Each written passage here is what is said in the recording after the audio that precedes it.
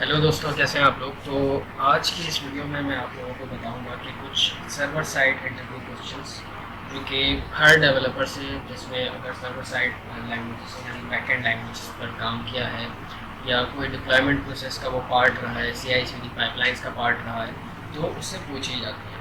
तो सबसे पहले हमारे पास है, हमसे ज़्यादातर इंटरव्यूज़ में मुझसे पूछा गया है कि हमारे पास जो हाइपर टेक्स्ट ट्रांसफ़र प्रोटोकॉल होता है, HTTP, उसका हमारे पास रिक्वेस्ट लाइफ साइकिल क्या होता है, यानी कि रिक्वेस्ट किस तरह OS से जनरेट होती है, किस तरह वो अपने डेस्टिनेशन पर पहुंचती है। तो अगर ऑब्वियसली आपने ग्रेजुएशन के अंदर जो हमारे नेटवर्किंग के कोर्सेज थे और इसी तरह के जो कोर्सेज थे जिसमें डीपली हमें बताया गया था कि किस तरह डेटा पैकेट्स की फॉर्म में ट्रैवल करता है और सारा कुछ, अगर वो कॉन्सेप्ट आपके क्लियर है तो ये बात आपको ईजीली समझ आ जाएगी। तो हमारा जो रिक्वेस्ट साइकिल होता है HTTP का, वो इस तरह वर्क करता है कि फॉर एग्जांपल हम अपने ब्राउज़र पे गए और हमने फॉर एग्जांपल google.com लिखा। तो अब कंप्यूटर को किस तरह पता चलेगा कि उसे किस एड्रेस पर, किस IP एड्रेस पर जो है रिडायरेक्ट करना है। तो इसका साइकिल ये होता है कि सबसे पहले ये जो हमारा google.com है, इस रिक्वेस्ट को हमारा ब्राउज़र DNS सर्वर यानी डोमेन नेम सर्विस पर, DNS पर जो है सर्च करता है। जब वो इसे DNS पर सर्च करता है, डोमेन नेम सर्विस पर सर्च करता है, तो इसे इसके अगेंस्ट जो IP एड्रेस मिलता है वो उसके थ्रू एक TCP कनेक्शन बनाता है और वहाँ पे हमें रिडायरेक्ट कर देता है। तो ये होता है एक HTTP रिक्वेस्ट का लाइफ साइकिल, जिसके थ्रू हम किसी भी डोमेन के ऊपर रिडायरेक्ट हो जाते हैं। अब जो हमारा सेकंड क्वेश्चन है जो मोस्टली हमसे पूछा जाता है वो ये है कि पुट वर्सेस पैच। अगर ऑब्वियसली आपने बैकएंड सर्विसेज पर काम किया है तो वहाँ पे हमने वैसे तो गेट और पोस्ट ही मेन हमारे मेथड होते हैं। गेट में हमारे पास जो डेटा होता है वो हमारा URL में पास हो रहा था और पोस्ट में एज अ बॉडी। लेकिन इसके अलावा हमारे पास कुछ और मेथड्स होते हैं जो हमने बनाए हुए हैं अपनी आसानी के लिए। फॉर एग्जांपल गेट, पोस्ट, उसके अलावा है पुट, पैच, डिलीट। सो गेट पोस्ट का तो आपको कॉन्सेप्ट पता है कि गेट का जो हमारा मेथड होता है वो for getting a resource, a list of resource और अ सिंगल रिसोर्स, इसके लिए यूज होगा। जो हमारा पोस्ट का मेथड है it is use for creating a resource. जो हमारा पुट का मेथड है वो इसलिए यूज होता है फॉर अपडेटिंग अ रिसोर्स, और if it's not available then create it. और अगर यही हम पैच की बात करें तो पैच में ये होता है कि हमारे पास जो रिसोर्स है उसकी कुछ प्रॉपर्टीज़ हमें अपडेट करनी है तो हम पैच यूज़ करते हैं। अच्छा, ये इनका डिफरेंस जो है ना इनके नाम में ही छुपा हुआ है। फॉर एग्जांपल पुट, पुट मतलब ओवरऑल डाल देना। पुट में ये होता है कि जो रिसोर्स का पूरा डेटा होता है वो सेंड हो रहा होता है, तो इस वजह से या तो वो उसको अपडेट कर देती है या तो वहाँ पे नई रिसोर्स क्रिएट कर देती है। अब पैच का जो है ना, इसके वर्ड में ही इसका आंसर छुपा हुआ है कि पैच मीन्स लाइक कोई पैच लगाना किसी के ऊपर, कहीं पे बॉडी पे आपके कुछ हो गया है या कहीं किसी जो है बॉक्स पर आप जब टेप का पैच लगाते हैं तो वो जुड़ जाता है। तो इसी तरह पैच में जो ये होता है कि जो हमारा सिर्फ रिलेटेड डेटा जो अपडेट होना है वो ट्रांसफ़र होता है। तो ये मेन डिफरेंस है पुट वर्सेस पैच का। अच्छा, इसके अलावा हमसे पूछा जाता है कि SSL क्या है। सो SSL is basically a certification which is use for security purposes, which is a security certificate, और इसकी एब्रीवेशन है सिक्योर सॉकेट लेयर। तो जब हम SSL सर्टिफिकेट अपने सर्वर्स पर, अपने डोमेन्स पर लगा देते हैं तो एक जो इनके सॉकेट की लेयर होती है उसके ऊपर एक सिक्योरिटी लेवल आ जाता है, जिससे जो है डोमेन या नेटवर्किंग हैकिंग जो है वो थोड़ा सा डिफ़िकल्ट हो जाता है। ठीक है, अब मूव ऑन करते हैं हम स्टेटस कोड्स पर। ये काफ़ी अच्छा पार्ट है। ये अक्सर पूछे जाते हैं कि 200 स्टेटस कोड का मतलब क्या है, 201 का क्या है, 404, 403 का क्या है। सो जो स्टेटस कोड होते हैं वो हमारे रिस्पॉन्स कोड होते हैं। जब भी हम कोई API या कोई URL गेट कर रहे होते हैं तो उसके अगेंस्ट हमें स्टेटस कोड प्रोवाइड हो जाता है। तो हमारे पास 200 स्टेटस कोड का मतलब होता है कि द रिस्पॉन्स इज़ ओके, यानी this is a green light. 201 का होता है रिस्पॉन्स ओके है और रिसोर्स भी क्रिएट हो गई है, यानी ये स्टेटस कोड ऑब्वियसली जब हम पोस्ट की कोई रिक्वेस्ट कर रहे होते हैं तो हमें 201 स्टेटस कोड रिसीव होगा। इसका मतलब है कि भाई इंसर्ट का प्रोसेस भी हो गया और रिस्पॉन्स भी हो गया है। अब 403 होती है हमारे पास एक्सेस फॉरबिडन।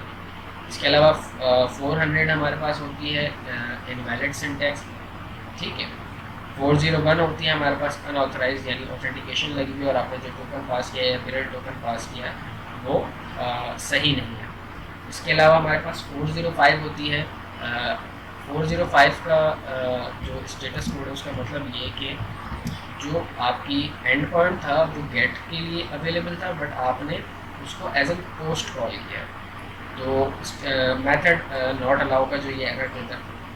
इसके अलावा 408 भी होता है हमारे पास, जो नॉर्मली इतना ज़्यादा नहीं पूछा जाता है, लेकिन इसमें ये होता है कि जो हमारा रिक्वेस्ट का एक टाइम आउट होता है, रिक्वेस्ट टाइम आउट हो जाता है, यानी रिक्वेस्ट जो है हमारी उसने ज़्यादा टाइम लिया है, request to longer time.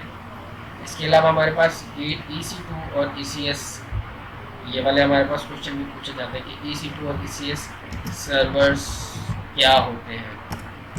So basically EC2 और ECS सर्वर्स हमारे पास, EC2 जो है मैं सब ECS की पहले बात कर लेता हूँ। तो ECS हमारे पास जो है कंटेनर बेस्ड सर्वर्स होते हैं, यानी इलास्टिक कंटेनर सर्विस होती है। तो अगर आपने डॉकराइजेशन का कॉन्सेप्ट सुना हुआ है, जिसमें सर्वर्स को हॉरिजॉन्टली हम स्केल करते हैं, हमारे पास वहाँ पे फॉर एग्जाम्पल हमारे पास माइक्रो सर्विसेज की एप्लीकेशन डिप्लॉयड है सर्वर पर, और क्योंकि वो माइक्रो सर्विस एक एप्लीकेशन है, तो हम उसके डिफरेंट सर्विसेज को हॉरिजॉन्टली भी स्केल कर सकते हैं। तो अगर हमारी एप्लीकेशन वो ECS पर है तो हम उसे ईजिली हॉरिजॉन्टली स्केल कर सकते हैं, और ECS जो होता है वो ऑटो स्केलिंग की भी सपोर्ट रखता है। ये हॉरिजॉन्टल भी स्केल हो जाता है, ये वर्टिकल भी स्केल हो जाता है। हॉरिजॉन्टल वर्टिकल स्केलिंग आप सर्च करेंगे तो आपको डिफरेंस पता चल जाएगा। हॉरिजॉन्टल स्केलिंग ये होती है कि with in the minimum capacity of the system हम कंटेनराइजेशन के थ्रू जो है इसकी ट्रैफिक के ट्रैफिक कंजप्शन को डिवाइड करें। और EC2 सिस्टम में ये फ़र्क होता है, ये कंटेनर बेस्ड इस तरह से सिस्टम नहीं होता है कि इसमें हम मल्टीपल कंटेनर्स बना देते हैं, बट ये वर्टिकली स्केलेबल होते हैं। हॉरिजॉन्टली जो है इनमें उस तरह से स्केलिंग नहीं हो पाती, ये ऑटो स्केलिंग फीचर्स नहीं होती जिस तरह हमारे पास ECS में होती है। अच्छा, इसके बाद हम जो मूव करते हैं वो लैम्डा के ऊपर मूव करते हैं, AWS लैम्डा। सो AWS लैम्डा क्या है, AWS क्या है वो तो आप सबको ही पता है। AWS basically servers and AWS lambda जो है AWS का ही पार्ट है। AWS लैम्डा हमें एक सर्वरलेस कंप्यूटेड सर्विस प्रोवाइड करती है, जिसमें हम without any you can say setting up and all the stuff वहाँ पे अपनी डिप्लॉयमेंट कर सकते हैं, और उसे एज एन क्रोन या एज एन अदर कंपोनेंट भी हम यूज़ कर सकते हैं। तो AWS वैसे तो हमें AWS लैम्डा वैसे तो हमें उसके लिए यू कैन से फीस पे करनी पड़ती है, बट इसकी AWS लैम्डा की जो हमारे पास फ्री में कुछ भी चीज़ें मिल रही होती हैं। फॉर एग्जांपल 1 मिलियन रिक्वेस्ट जो है पर मंथ हमें फ्री में मिल रही होती है AWS लैम्डा की, जो कि इनफ होती है अगर आपने कोई स्मॉल क्रोन जॉब वगैरह जो है लैम्डा के ऊपर सेटअप करनी है। अच्छा, लैम्डा जो है AWS लैम्डा बाय डिफ़ॉल्ट सिर्फ कुछ ही लैंग्वेजेस के you can say working environment को सपोर्ट करता है। फॉर एग्जांपल ये PHP को सपोर्ट नहीं करता, आप डायरेक्टली PHP को AWS लैम्डा पे डिप्लॉय नहीं कर सकते। Node.js और Python को ये इसका एनवायरनमेंट सपोर्ट करता है। तो PHP को भी हम डिप्लॉय कर सकते हैं, उसका एक अलग तरीका होता है कि हमें एक सर्वरलेस और एक ब्रेफ है, brief is a tool which we use with serverless to deploy PHP code on AWS। तो उसकी भी मैं कभी जो है बाद में वीडियो बना दूंगा।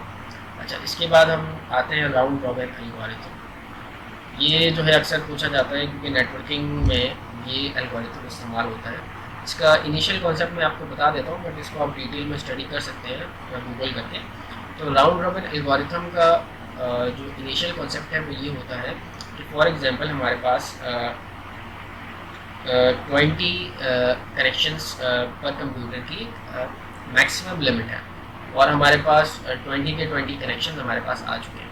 तो अब ये राउंड रॉबिन एल्गोरिथम एक फार्मूला है इसका, इसके थ्रू एक टाइम ड्यूरेशन कैलकुलेट कर रहा होता है कि इतने टाइम बाद इस कनेक्शन को मैं भगा दूंगा, एग्जिट कर दूंगा और अनदर कनेक्शन को जो है मैं अपने लूप में ले लूँगा ताकि ये प्रोसेस चलता रहे। इसी तरह इसे इसका नाम राउंड रॉबिन इसी वजह से पड़ा है क्योंकि ये साइकिल कंटिन्यूस चलता रहता है। तो इसको मज़ीद डिटेल आप गूगल पे भी पढ़ सकते हैं, लेकिन इसका इनिशियल जो कॉन्सेप्ट था वो ये था। अब आ जाते हैं सबसे important question, Apache versus engine x. तो ये आपने हमेशा सुना होगा, आपने सर्वर साइड के इंटरव्यूज़ दिए, तो इसमें जो मेन इंपॉर्टेंट पॉइंट्स है वो आप ये बता सकते हैं कि इंजन एक्स अपाची से फास्ट है और अराउंड 2.5 टाइम फास्टर है अपाची से। एक तो ये डिफरेंस है। दूसरा, इंजन एक्स जो है मोर सिक्योर है अपाची सर्वर से, और आजकल ज़्यादातर इंजन एक्स सर्वर्स ही इस्तेमाल हो रहे होते हैं। आप AWS की भी बात करें तो वहाँ पर भी। अच्छा, जो मेजर डिफरेंस होता है इंजन एक्स और अपाची में वो ये होता है कि how they handle the request. अब अपाची में ये होता है कि अपाची हर रिक्वेस्ट के लिए एक नया थ्रेड ओपन करता है फॉर एग्जांपल, और लेकिन दूसरी जगह इंजन एक्स से वो एक ही यू कैन से इवेंट के अंदर मल्टीपल कनेक्शंस को जो है केटर कर रहा होता है।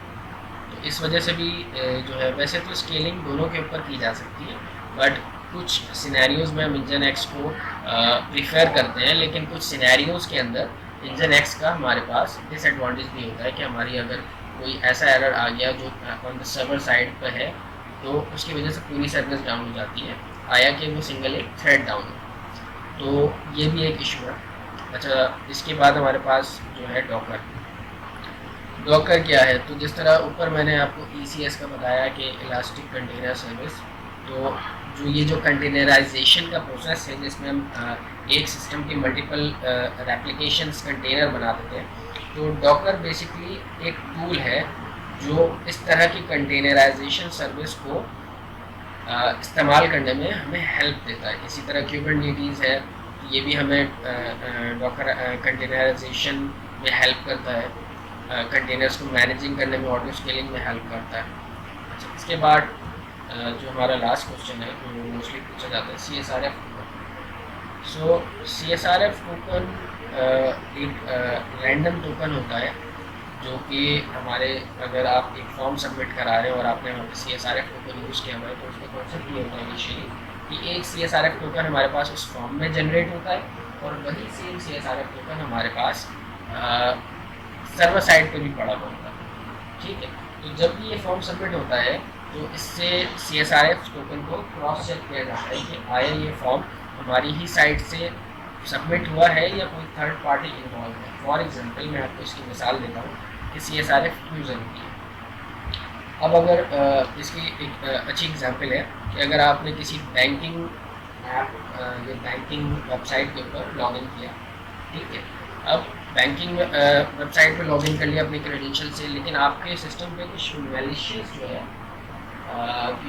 एक्सटेंशंस थी या कोई सॉफ्टवेयर था, तो उन्होंने क्या किया, उन्होंने ये किया कि क्योंकि आपने अपने ब्राउज़र से जो है क्रेडेंशियल्स डाल के लॉगिन किया है, तो ऑब्वियसली आपके ब्राउज़र पे कुकी या सेशन क्रिएट हो गया होगा, जिसके लिए आप उस जो है बैंकिंग वेबसाइट को यूज़ कर रहे हैं।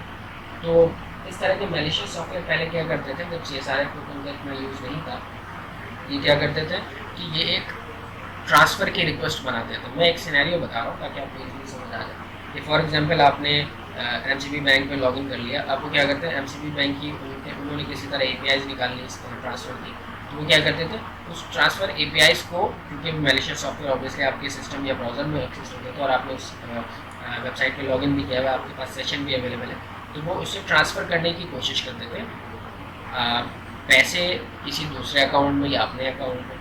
अब पहले क्या होता था, CSRF टोकन नहीं होता, तो जब वो एक कॉल इनिशिएट करते थे on the back of the browser, तो क्योंकि आपने ऑलरेडी MCB बैंक के ऊपर लॉगिन किया हुआ है, तो वो इस तरह का कोई क्रॉस चेक नहीं करता था। वो जस्ट ये चेक करता था कि आपने लॉगिन है, ये क्रेडेंशियल है, ये यूज़र है, इतनी अमाउंट इस यूज़र को ट्रांसफ़र करनी है। तो इस तरह से बहुत हैकिंग जो है विदाउट CSRF टोकन ईजी हुई है। अब यहीं पे अगर हम CSRF टोकन यूज़ किया हुआ होता बैंकिंग वालों ने, तो अब उस API के ऊपर भी या स्पॉन सबमिट के ऊपर भी जो है, जो मैलिशियस सॉफ्टवेयर पीछे से कर रहे थे, उस पर भी उन्हें CSRF टोकन भेजना पड़ेगा, जो कि उनके पास नहीं होता, क्योंकि उनके पास साइट का एक्सेस नहीं है। उनके पास ब्राउज़र का तो एक्सेस है, बट जो साइट का एक्सेस है उस तरह से नहीं है। तो इस तरह से जब वो CSRF टोकन प्रॉपर नहीं भेजते तो वो CSRF टोकन वैलिडेट नहीं होता और वो रिक्वेस्ट जो है प्रोसीड नहीं कर पाती। तो इसी के साथ मैं आज की वीडियो को एंड करता हूँ। उम्मीद है आपको वीडियो पसंद आई होगी। चैनल को सब्सक्राइब करें और वीडियो को लाइक करें।